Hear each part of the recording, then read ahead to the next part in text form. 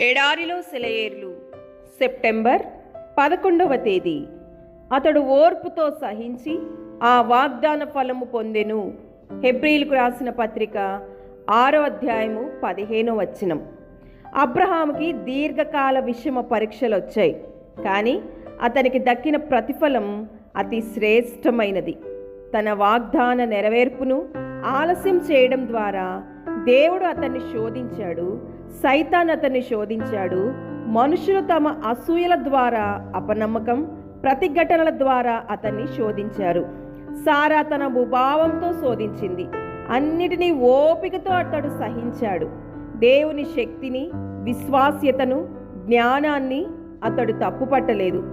ఆయన ప్రేమను శంకించలేదు. ఆయన ఊహాతీతమైన జ్ఞానానికి అబ్రహాము తల వంచాడు. ఆలస్యం అవుతున్నప్పటికీ మౌనంగా ఉన్నాడు.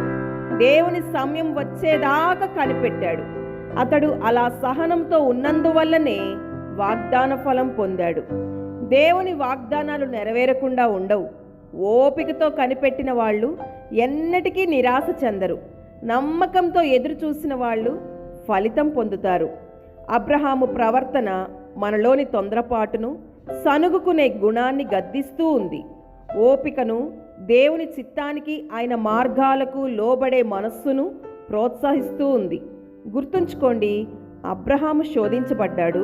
అతడు ఓపికతో సహించాడు, వాగ్దాన ఫలాన్ని పొందాడు, తృప్తి చెందాడు. అతని ఉదాహరణను అనుసరించండి. అదే ఆశీర్వాదాలను మీరు పొందుతారు. దేవుడి మాటలను దీవించునుగాక. ఆమేన్.